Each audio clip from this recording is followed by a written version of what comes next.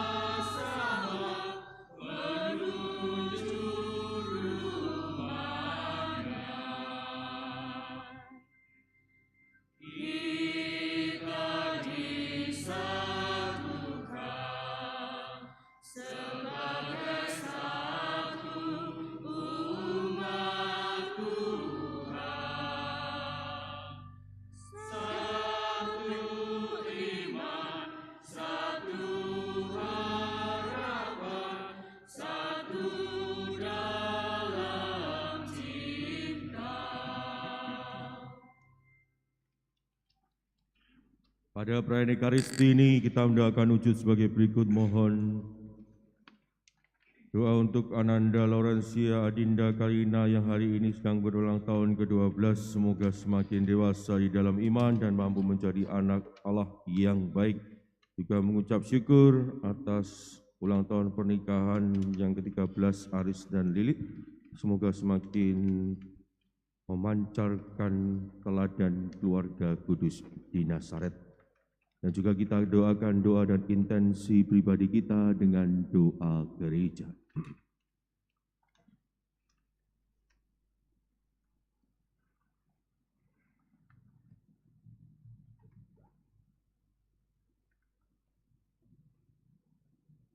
Dalam nama Bapa dan Putera dan Roh Kudus.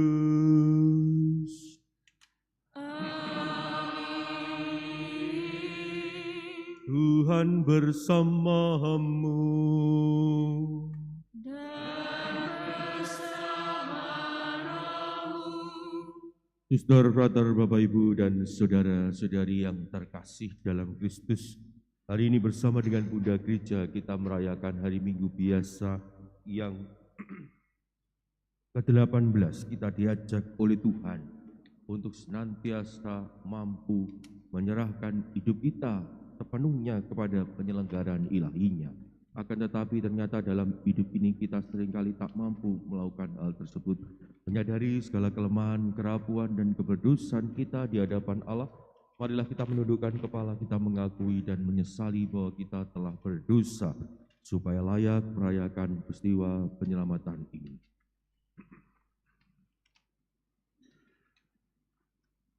Bersama-sama di hadapan Allah, kita nyatakan tobat kita. Saya mengaku kepada Allah yang Maha Kuasa dan kepada saudara sekalian bahwa saya telah berdosa dengan pikiran dan perkataan. Saya berdosa, saya sungguh berdosa. Oleh sebab itu saya mohon kepada Santa Perawan Maria, kepada para malaikat dan orang kudus, dan kepada saudara sekalian, supaya mendoakan saya pada Allah Tuhan kita. Semogalah yang Maha Kuasa mengasihani kita, mengampuni dosa kita, dan menghantar kita ke hidup yang kekal.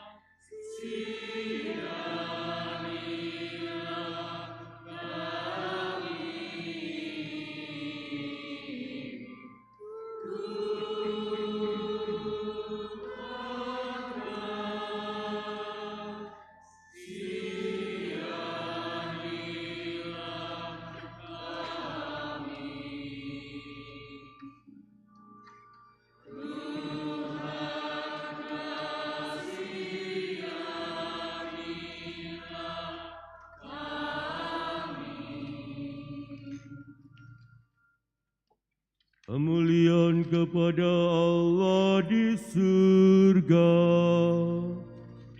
Dan damai di bumi kepada orang yang berkenan padanya.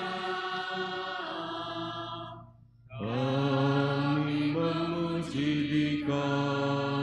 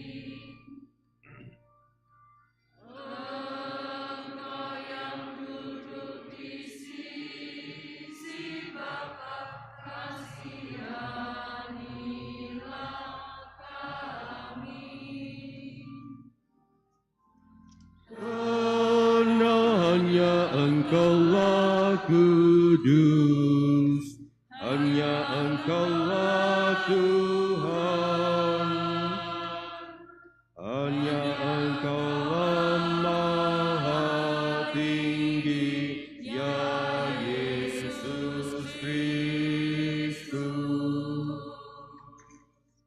Bersama dengan Roh Kudus dalam kemuliaan Allah Bapa.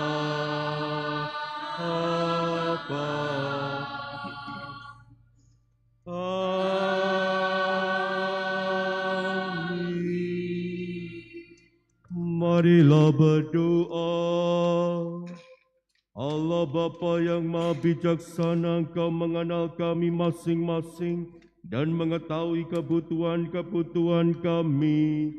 Semoga kami tidak pernah khawatir akan hidup kami, tetapi selalu mengandalkan Dikau dan menjadikan Engkau satu-satunya harta yang paling berharga bagi kami. Dengan pengantran Tuhan kami Yesus Kristus Putra-Mu, yang hidup dan berkuasa bersama Dikau dalam persatuan Roh Kudus, Allah sepanjang segala masa.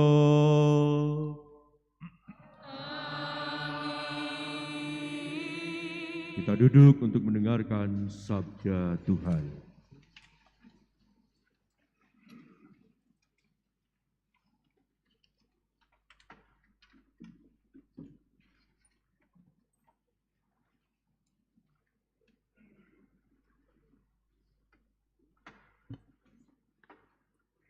Bacaan dari Kitab Pengkhotbah.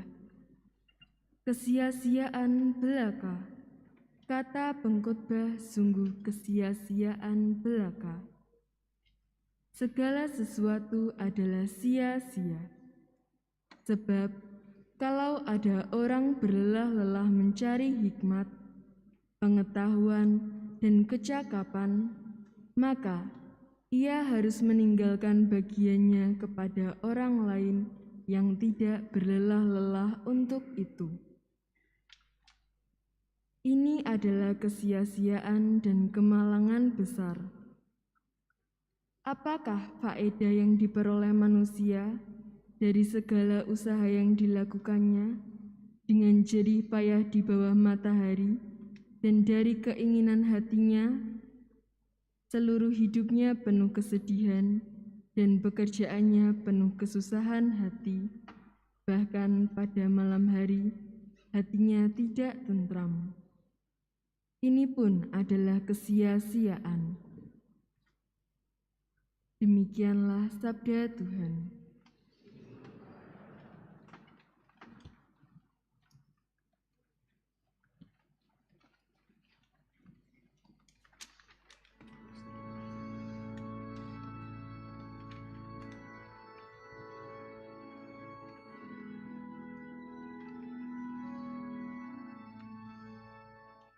Tuhan, Engkaulah tempat perlindungan kami turun-temurun.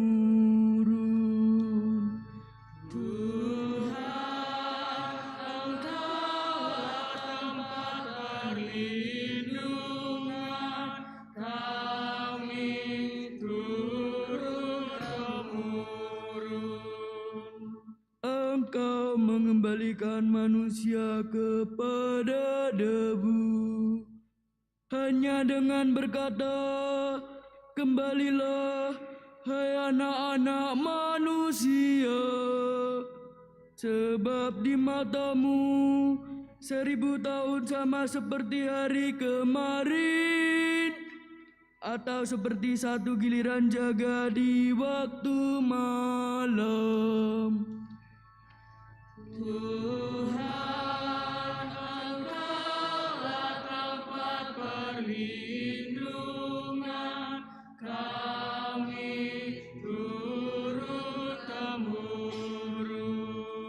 Engkau menghanyutkan manusia seperti orang mimpi, seperti rumput yang bertumbuh di waktu pagi tumbuh dan berkembang, di waktu petang sudah lisut dan layu.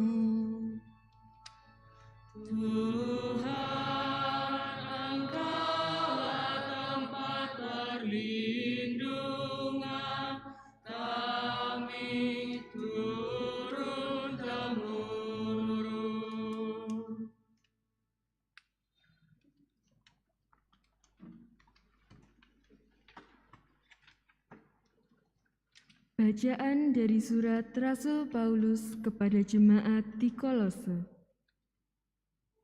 Saudara-saudara, kamu telah dibangkitkan bersama dengan Kristus. Maka carilah perkara yang di atas, di mana Kristus berada, duduk di sebelah kanan Allah. Pikirkanlah perkara yang di atas, bukan yang di bumi. Sebab kamu telah mati, dan hidupmu tersembunyi bersama dengan Kristus dalam Allah. Kristuslah hidup kita. Apabila Dia menyatakan diri kelak, kamu pun akan menyatakan diri bersama dengan Dia dalam kemuliaan.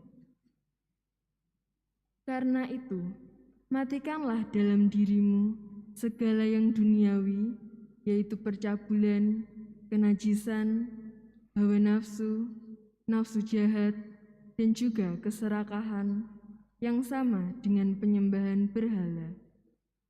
Janganlah kamu saling mendustai lagi, karena kamu telah menanggalkan manusia lama beserta kelakuannya, yang telah mengenakan manusia baru yang terus-menerus diperbaharui untuk memperoleh pengetahuan yang benar menurut gambar penciptanya. Dalam keadaan baru ini, tiada lagi orang Yunani atau orang Yahudi, orang bersunat atau tak bersunat, orang barbar atau orang Skit, budak atau orang merdeka. Yang ada hanyalah Kristus di dalam semua orang. Demikianlah sabda Tuhan.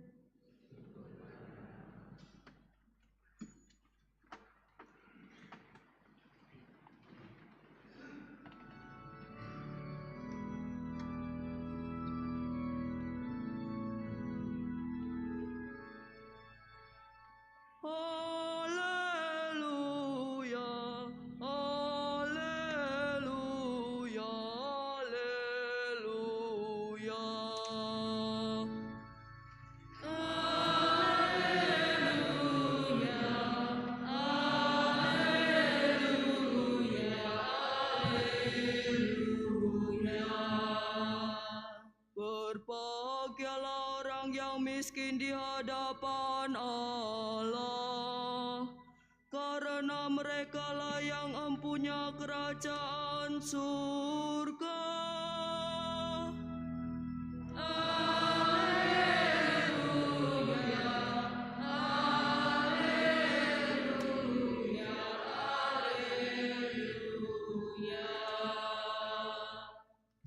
Tuhan bersamamu.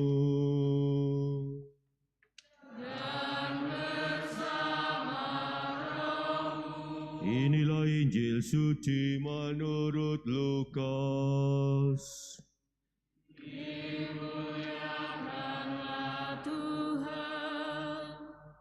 Ketika Yesus mengajar orang banyak, salah seorang dari orang banyak itu berkata kepadanya, "Guru, katakanlah kepada saudaraku supaya ia berbagi warisan dengan aku." Tetapi Yesus berkata kepadanya, "Saudara, siapakah yang telah mengangkat aku menjadi hakim atau penengah bagi kamu?" Kata Yesus lagi kepada orang banyak itu, "Berjaga-jagalah dan waspadalah terhadap segala ketamakan. Sebab walaupun seorang berlimpah-limpah hartanya, hidupnya tidaklah tergantung pada kekayaannya itu." Kemudian Yesus menyampaikan kepada mereka perumpamaan berikut. Ada seorang kaya, tanahnya berlimpah-limpah hasilnya. Ia bertanya dalam hatinya, "Apakah yang harus aku lakukan? Sebab aku tidak mempunyai tempat untuk menyimpan segala hasil tanahku." Lalu katanya, "Inilah yang akan aku lakukan. Aku akan merombak lumbung-lumbungku, lalu mendirikan yang lebih besar, dan aku akan menyimpan di dalamnya semua gandum dan barang-barangku. Sesudah itu, aku akan berkata kepada jiwaku, 'Jiwaku, engkau memiliki banyak barang tertimbun untuk bertahun-tahun lamanya. Beristirahatlah, makanlah, minumlah, dan bersenang-senanglah.' Tetapi Allah bersabda kepadanya, 'Hai engkau orang bodoh, pada malam ini juga jiwamu akan diambil dari dirimu. Dan bagi siapakah nanti apa yang telah engkau sediakan itu?' Demikianlah jadinya dengan orang yang mengumpulkan harta bagi dirinya sendiri, jika ia tidak kaya di hadapan Allah." Demikianlah sabda Tuhan. Terpujilah Kristus.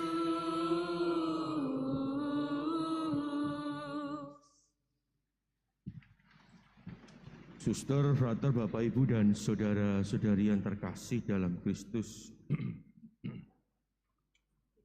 kalau kita melihat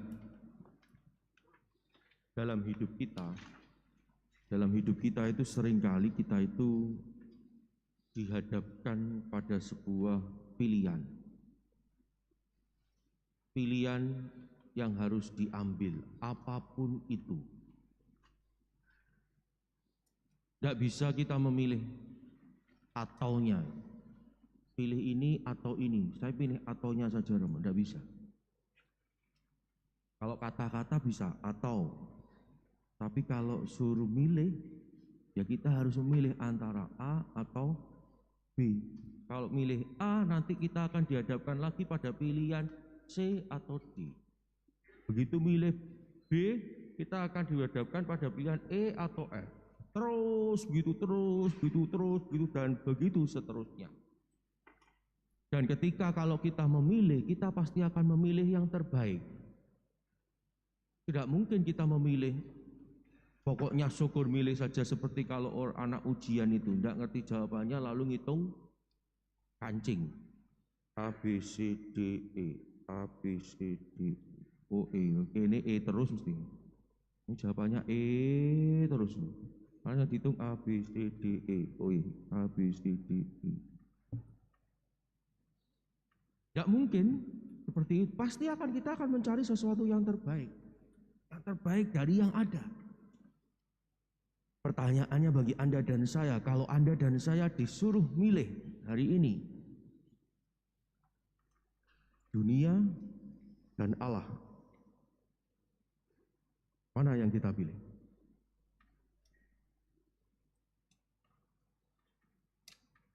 Dunia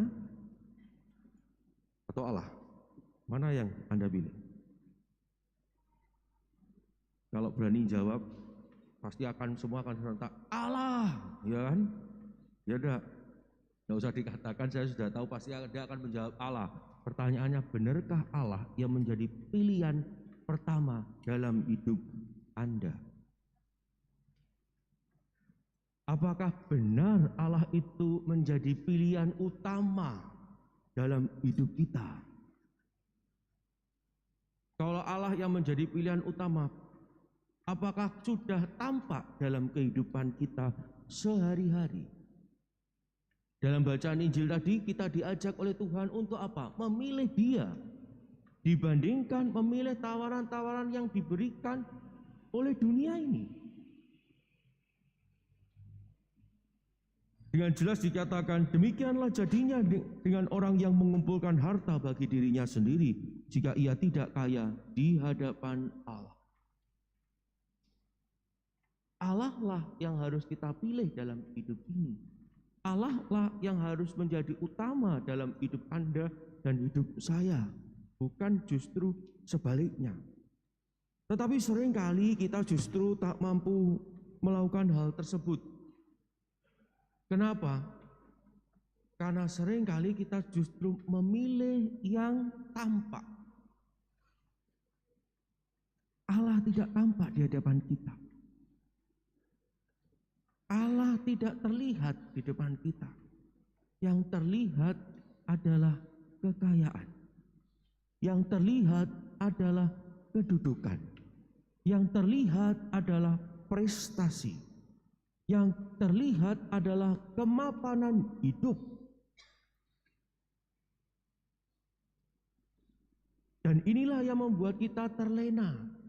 Inilah yang membuat kita justru tanpa kita sadari perlahan-lahan jauh dan meninggalkan Tuhan dalam hidup ini. Kenapa hal itu terjadi? Karena kita khawatir akan sesuatu yang terjadi dalam hidup kita. Kita ingin mendapatkan sesuatu yang baik dalam hidup kita. Maka kita butuh kepastian. Butuh kepastian. Dan yang pasti bagi kita adalah yang terlihat, yang tampak. Maka seringkali kita memilih itu semua. Padahal dalam bacaan pertama tadi dikatakan dengan jelas.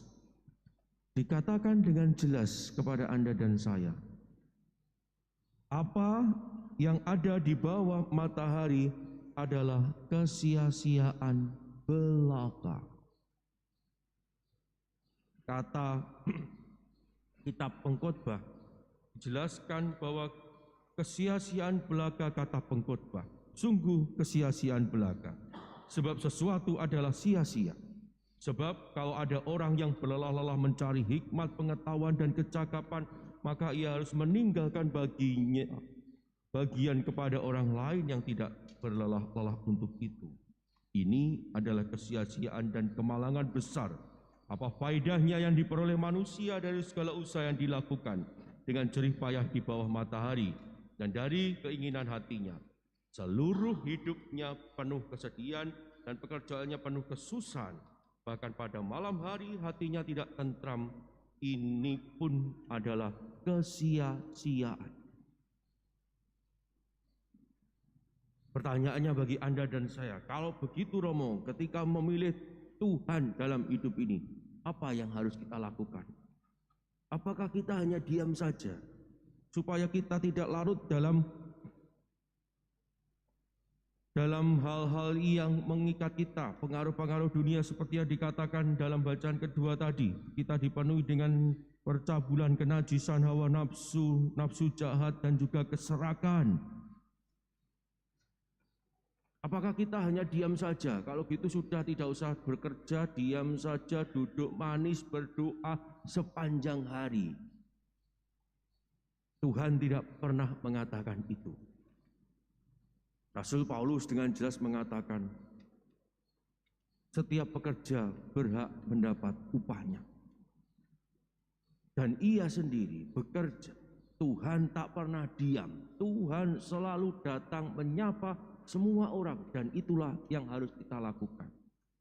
Apa yang kita kerjakan, apa yang kita usahakan, apa yang kita perjuangkan, pekerjaan kita, karya pelayanan kita, bukan semata-mata untuk diriku.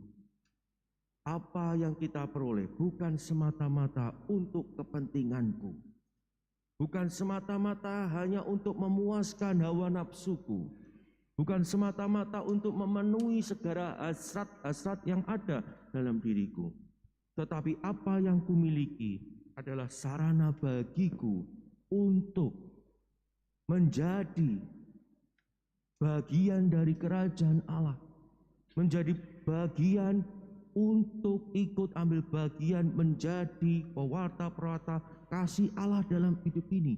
Kitalah kepanjangan tangan Allah dalam hidup kita, sehingga banyak orang merasakan kasih dan penyertaannya dalam hidup ini.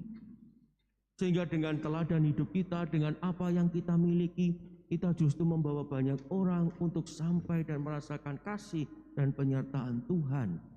Pada akhirnya membuat mereka memuji dan memuliakan Tuhan dalam hidupnya. Maka mari kita sungguh-sungguh menyadari bahwa kita diajak oleh Tuhan, dihadapkan oleh Tuhan hari ini untuk memilih Dia, bukan justru memilih apa yang ditawarkan oleh dunia.